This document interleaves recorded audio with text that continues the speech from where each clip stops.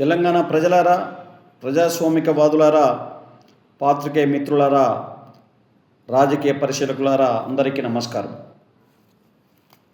నిన్న హైదరాబాద్ నగరంలో జరిగిన బీజేపీ బహిరంగ సభలో గౌరవ ప్రధాని మోదీ గారు మాట్లాడుతూ కాంగ్రెస్ పార్టీ చేసిన వాగ్దానాలను అమలు చేయలేదని, ప్రజలను మోసం చేశారని, ఆ పార్టీని ప్రజలు నమ్మరని, తెలంగాణలో కూడా బీజేపీ అధికారంలోకి వస్తుందని చెప్పి వారు మాట్లాడిన తీరును మీరందరూ గమనించారు.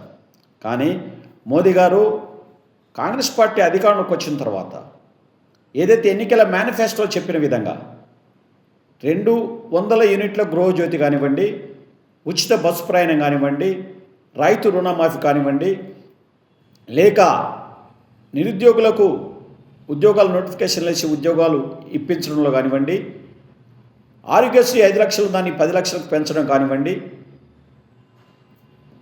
500కే గ్యాస్ సిలిండర్ ఇవ్వడం కానివ్వండి, ఇలాగే అనేక రకాల ప్రజా సంక్షేమ కార్యక్రమంలో అభివృద్ధి కార్యక్రమం చేస్తున్న కాంగ్రెస్ పార్టీని విమర్శించే నైతిక హక్కు మోడీ గారికి లేదని చెప్పి పేర్కొంటా ఉన్నాం.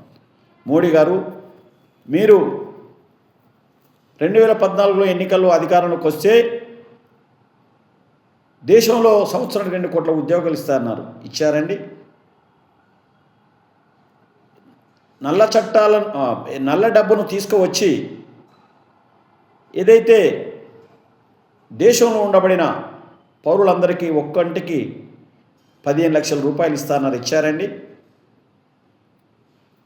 ఈనాడు మాకు తెలంగాణలో ఏదైతే వరంగల్ కాజీపేటలో ఉక్కు ఫ్యాక్టరీని కానివ్వండి, లేదంటే బయ్యారంలో ఉక్కు పరిశ్రమను కానివ్వండి, కాజీపేటలో రైల్వే కోచ్ ఫ్యాక్టరీని కానీ ఇస్తా అన్నది ఇచ్చారండి?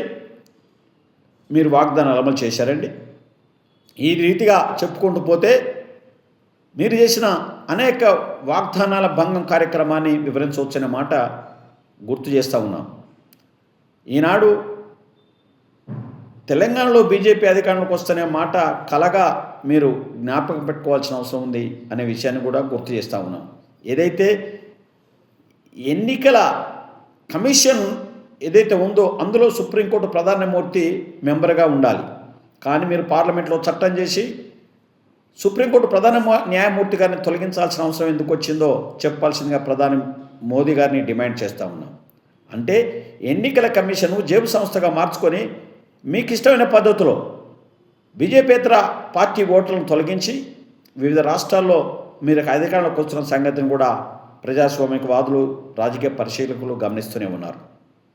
ఇవాళ మీరు చెప్తున్న పశ్చిమ బెంగాల్లో గెలిచినామని చెప్పి శంకలు గుద్దుకుంటున్న సువేంద్ర అధికారి ఏందండి, శారదా కుంభకోణం కేసులో ఇరికి ఉన్నాడు.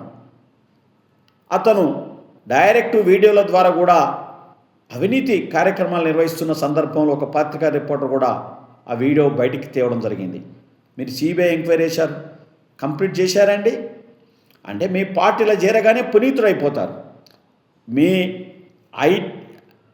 సిబిఐ కానీ, ఈడీ కానీ, ఐటీ కానీ కేవలం ప్రతిపక్ష నేతల మీద ప్రయోగించి భయపెట్టించి మీ పార్టీలో చేర్పించుకోవడం, వాళ్ళ ఎంక్వైరీ చేయడం, ఆ తర్వాత మీ పార్టీలో జరగానే ఆ ఎంక్వైరీ కమిషన్లు ఆపడం అనేది జరుగుతున్న విషయాన్ని ప్రజలు గమనిస్తున్న విషయాన్ని గుర్తు చేస్తూ ఉన్నాను. మీరు అంటూ ఉన్నారు తెలంగాణలో కూడా అధికారంలోకి వస్తాం అనే మాట. మీరు అధికారంలో తెలంగాణకి రావడం అనేది అసాధ్యమైన మాట అనే మాట గుర్తు చేస్తూ ఉన్నాను. భారతదేశ వ్యాప్తంగా 1977లో కాంగ్రెస్ పార్టీ ఓడిపోయినప్పుడు తెలంగాణ మాత్రమే, ఆంధ్రప్రదేశ్ మాత్రమే 42 పార్లమెంటు సీట్లకు 41 పార్లమెంటు సీట్లు గెలిచి దేశ కాంగ్రెస్ పార్టీకి భారతదేశ ప్రజలకు అండగా నిలబడ్డదనే విషయాన్ని గుర్తు చేస్తూ ఉన్నాను. అదేవిధంగా 78లో కూడా 294 అసెంబ్లీ సీట్లలో 175 అసెంబ్లీ స్థానాలు గెలిచి కాంగ్రెస్ పార్టీకి అధికారంలోకి వచ్చిన విషయాన్ని గుర్తు చేస్తూ ఉన్నాను. డెఫినెట్గా ఆనాడు 77లో కాంగ్రెస్ పార్టీ దేశానికి ఏ రకంగా అయితే కాంగ్రెస్ పార్టీకి దేశ ప్రజలకు అండగా నిలబడ్డదో, ఈనాడు కూడా గౌరవ ముఖ్యమంత్రి రేవంత్ రెడ్డి గారి నాయకత్వంలో మహేష్ కుమార్ గౌడ్ పిసిసి ప్రెసిడెంట్గా, ఒక బీసీ ఓసీ డిప్యూటీ సీఎం ఎస్సీగా ఈ కాంబినేషన్లో తెలంగాణ పార్టీ ప్రభుత్వాన్ని బలంగా నిర్మాణం చేస్తూనే దేశ కాంగ్రెస్ పార్టీని బలంగా తయారు చేసి వచ్చే ఎన్నికల్లో కూడా కాంగ్రెస్ పార్టీ ప్రభుత్వాన్ని తెలంగాణలో ఏర్పాటు చేసి పార్లమెంట్ ఎన్నికల్లో మెజార్టీ స్థానాన్ని గెలిపించి ఈ దేశంలో రాహుల్ గాంధీని ప్రధానమంత్రి చేయడానికి రేవంత్ రెడ్డి గారి దగ్గర వ్యూహం, ఎత్తుగడ, ప్రణాళికలు ఉన్న విషయాన్ని గుర్తు చేస్తూ ఉన్నాను. ప్రజల విశ్వాసాన్ని పొందడంలో రేవంత్ రెడ్డి గారికి వారికి వారే సాటి అనే మాట గుర్తు చేస్తూ ఉన్నాను. ఎందుకంటే ఒక నాయకుడు తన అనుచరులకు తన పట్ల విశ్వాసం కలిగించేవాడు గొప్ప నాయకుడు.